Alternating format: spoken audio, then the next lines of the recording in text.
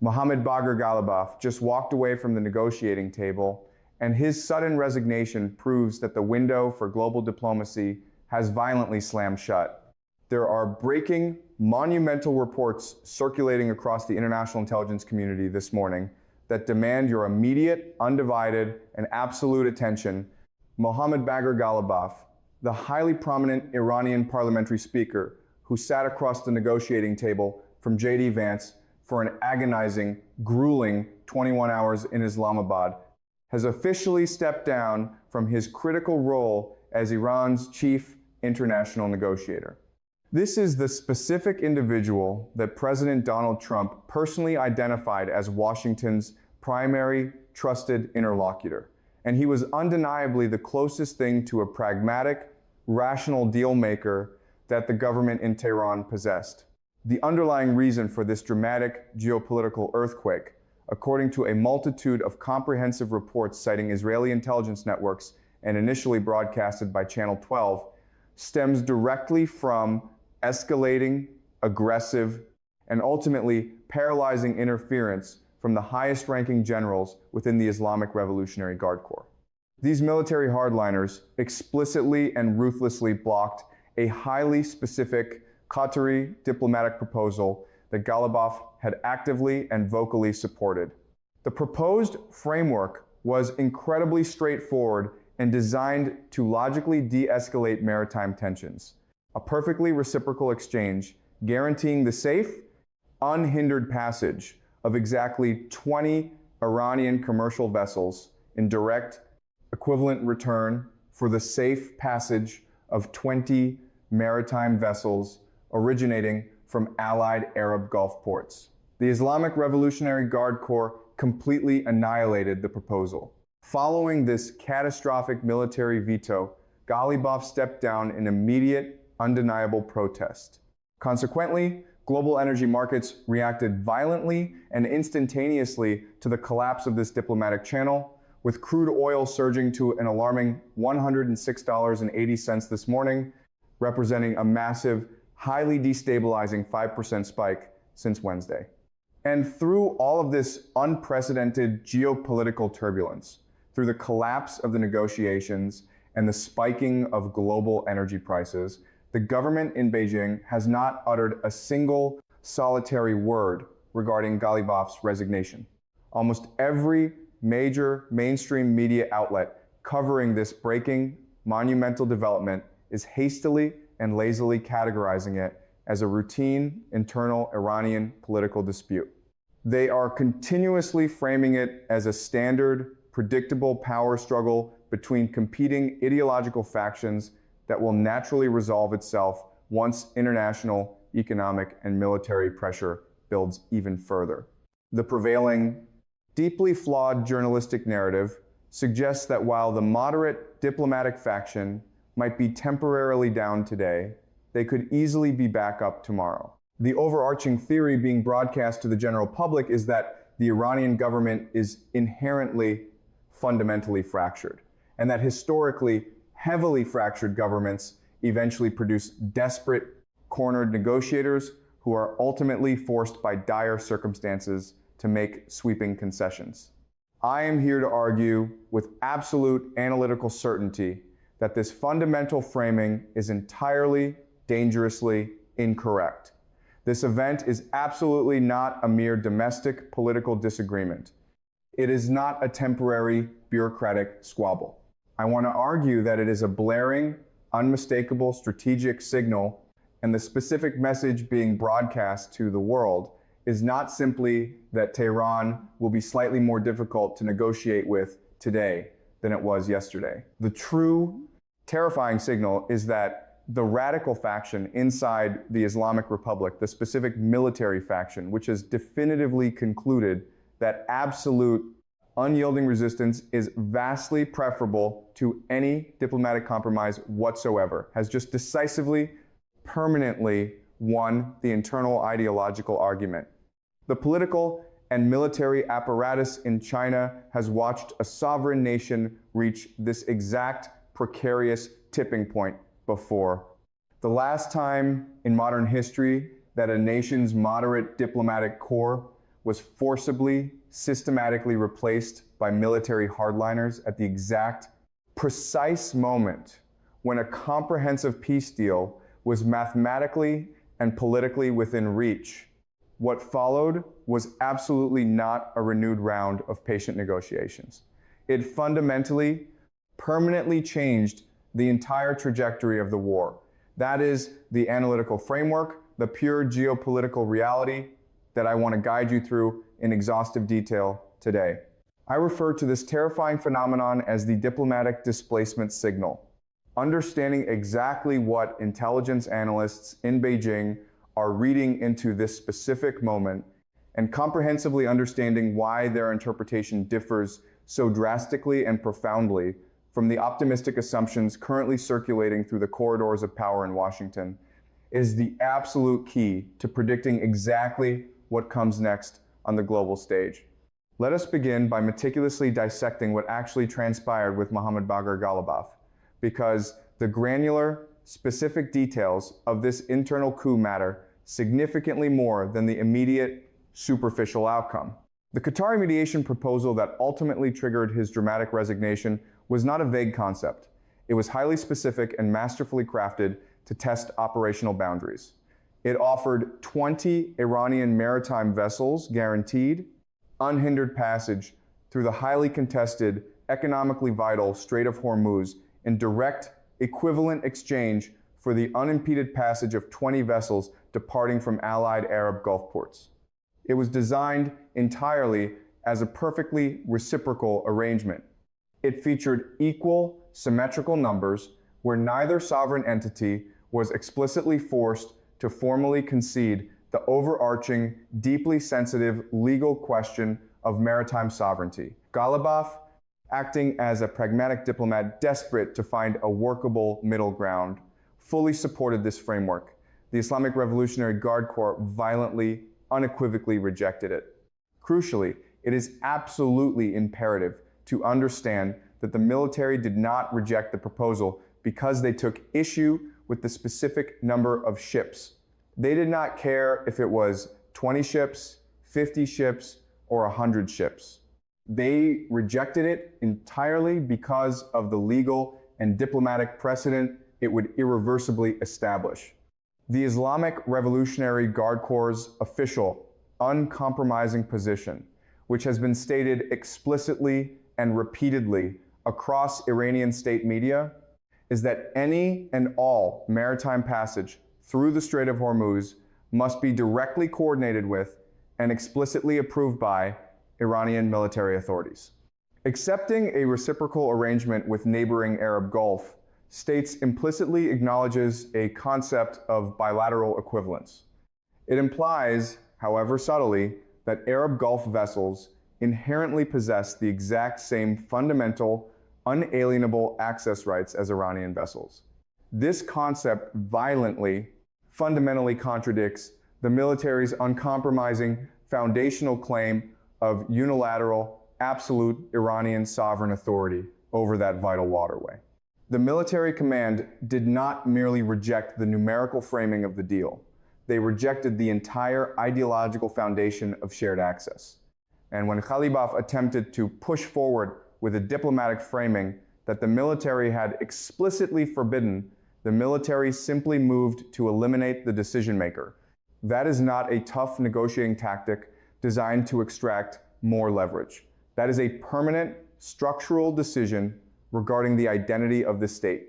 To fully grasp what this means for the comprehensive peace deal, the American administration has been desperately trying to secure we must look deeply into the internal, hidden mechanics of Iranian governance.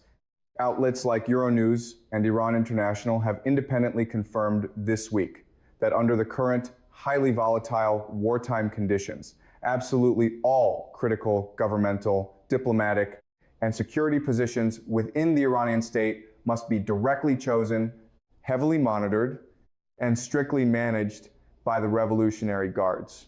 Ghalibaf and Foreign Minister IRGC, who serve as Iran's two most visible, recognizable negotiating faces on the global stage, are entirely incapable of making binding decisions without explicit prior approval from the military high command, Even Iran's civilian president, Masoud Pezeshkian, has been systematically, deliberately blocked from participating in key national security decisions.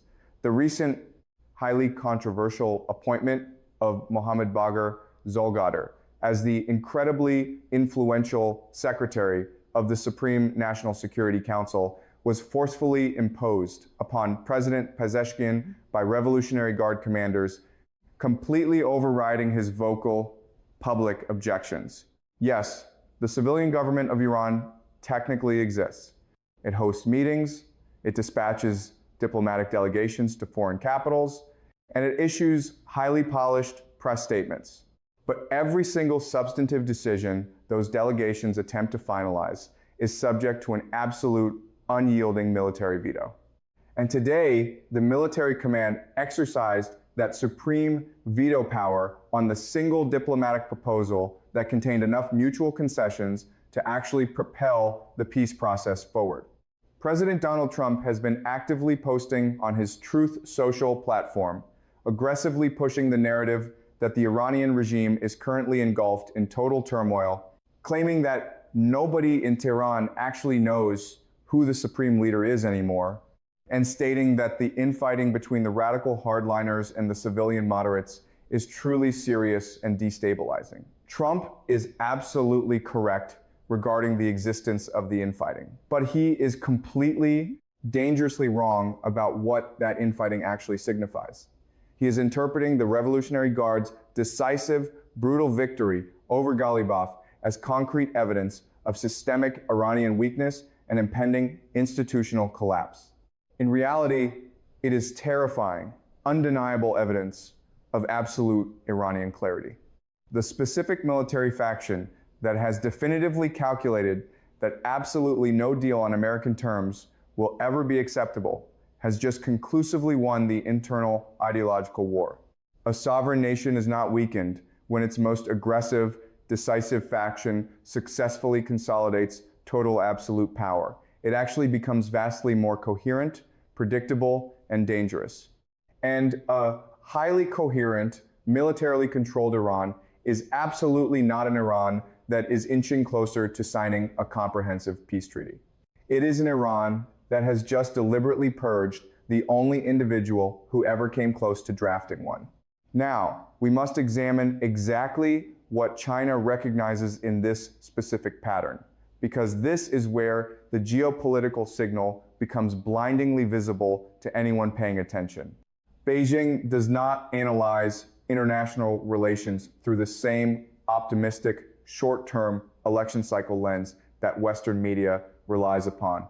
When Chinese intelligence analysts look at Ghalibaf's forced resignation, they do not see a chaotic story of bureaucratic dysfunction. They recognize a chilling historical pattern. Specifically, they recognize the precise pattern of diplomatic displacement, the exact terrifying moment when a nation's moderate diplomatic faction is forcibly sidelined by its supreme military command at the precise juncture when a negotiated settlement was actually achievable. China has meticulously studied this phenomenon across multiple historical case studies. The most instructive parallel is not the Japanese military takeover in 1941, as that political consolidation occurred years before the attack on Pearl Harbor. The far more accurate and frankly terrifying parallel is Europe in August of 1914. In the frantic, desperate final days before the outbreak of the First World War, the German Foreign Secretary, Gottlieb von Jagow, and the Austrian Foreign Minister, Count Berchtold, the very civilian officials who had been desperately conducting secret diplomatic backchannels to avoid conflict, were systematically bypassed and rendered powerless by their respective military high command, just as the generals activated irreversible mobilization schedules. The civilian diplomats possessed viable frameworks for immediate de-escalation. The military commands possessed rigid timetables for war. The military schedules ultimately won the internal debate. And within 72 hours of that diplomatic displacement, a catastrophic global war commenced that nobody had genuinely planned to start. The intended parallel here is not that the current Middle Eastern standoff will automatically ignite a third world war today. The parallel lies entirely within the mechanism itself. When diplomatic displacement by a military command occurs at the exact moment a peace deal is within reach, it signals unequivocally that the military leadership has officially calculated that the long-term cost of accepting the deal is substantially higher than the immediate cost of enduring continued violent conflict.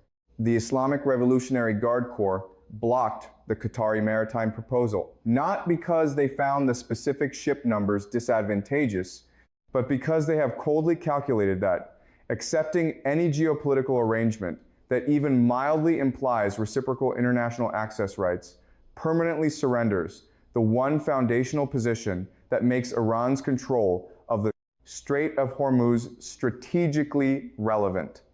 And maintaining a strategically permanent, unchallenged grip on the Strait of Hormuz is worth infinitely more to the military command than any temporary economic relief America is currently offering at the negotiating table. China reads this internal military calculation with absolute precision, because Beijing spent the last decade intentionally building the exact global economic system designed to ensure Iran would benefit from this specific outcome. Long before the first shots of this current war were fired, China spent 10 years quietly constructing what I refer to as the decade of quiet. This is a massive, parallel economic architecture explicitly designed to guarantee that if Tehran ever reached this exact moment of maximum Western pressure, it would possess the necessary financial oxygen to hold its defiant position without suffering total economic collapse. This architecture includes billions in illicit energy payments processed smoothly through second-tier Chinese financial institutions that operate entirely outside the jurisdiction of the American SWIFT banking network. It relies upon a massive, untraceable dark fleet of maritime tankers, operating with their satellite transponders deliberately switched off, conducting complex ship-to-ship crude transfers in the murky waters off the Malaysian coast. There, sanctioned Iranian crude is systematically relabeled and seamlessly delivered to independent Chinese teapot refineries without a single piece of incriminating documentation. Furthermore, this system is backed by a staggering 1.2 billion barrel strategic petroleum reserve that Beijing built utilizing heavily discounted sanctioned crude from both Iran and Russia. This reserve was filled precisely so that when the Strait of Hormuz inevitably closed and global oil prices skyrocketed past $100 a barrel, China would be the only major superpower not frantically scrambling to secure its energy supply. The incredible success of that shadow architecture is clearly visible in one specific, undeniable statistic. Prior to the outbreak of this war, Iran was officially exporting roughly 1.68 million barrels of crude oil per day. Yet, during the absolute most intense and violent weeks of the current conflict, with the Strait of Hormuz largely paralyzed and American aerial bombardment reaching its absolute peak, Iran miraculously managed to export 1.84 million barrels per day. They are literally moving more barrels of oil during an active war than they did during peacetime. Official Chinese customs records predictably show zero crude imports originating from Iran. However, China's officially recorded imports of so-called Malaysian crude are currently running at 1.3 million barrels per day, a figure that is mathematically impossible, as it is more than double the entire national oil production capacity of Malaysia. That oil is Iranian. The sophisticated shadow network that transports it remains completely untouched by the American naval blockade. And as long as that clandestine system continues to operate flawlessly, the internal radical faction inside Iran that claims resistance is survivable possesses hard, undeniable economic data to prove it. Every single barrel of oil that successfully reaches a Chinese port represents another rung on the Revolutionary Guard's ladder of strategic confidence. Ghalibaf's forced resignation is simply the Revolutionary Guard cashing in the confidence built by those rungs. China is currently on the Revolutionary Guard's permitted access list. Russia is also on that permitted list. The military strictly controls exactly who gets placed on that list. And by violently rejecting a Qatari proposal that would have extended that permitted list to include vessels from the Arab Gulf, the military command just demonstrated to the world that it intends to keep that access list incredibly selective. A selectively managed Strait of Hormuz, controlled by an empowered military command that has just sidelined its own diplomatic moderates, creates an environment where China's highly preferred geopolitical position becomes a permanent reality rather than a provisional arrangement.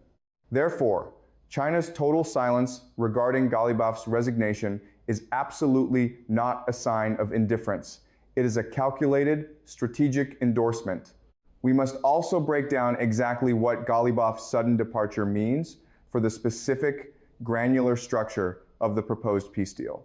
American diplomats have been negotiating around three non-negotiable demands: absolutely no nuclear enrichment, the Strait of Hormuz remaining permanently open under terms that America defines as free international navigation, and the physical removal of Iran's entire enriched uranium stockpile from the country.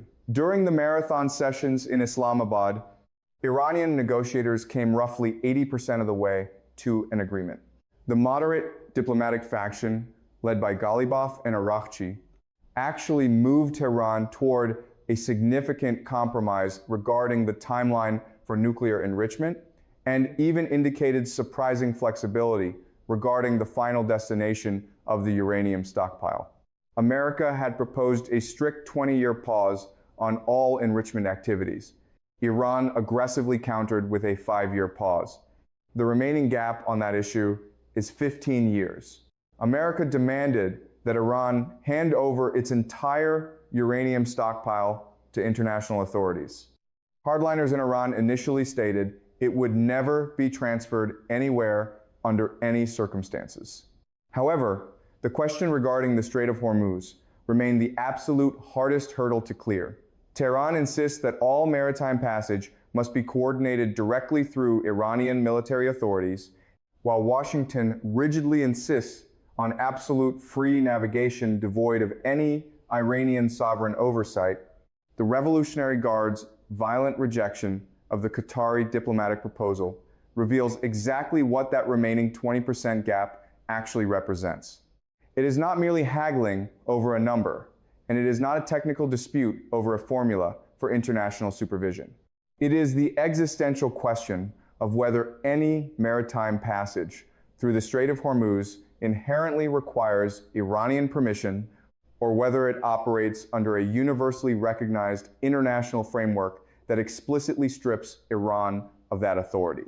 Ghalibaf, as a pragmatic diplomat, was willing to quietly explore creative linguistic arrangements that intentionally blurred that legal line. The military command, however, is absolutely unwilling to blur it even slightly. And without Ghalibaf in the room, the individual conducting the next crucial round of negotiations will be a representative explicitly approved by the military command.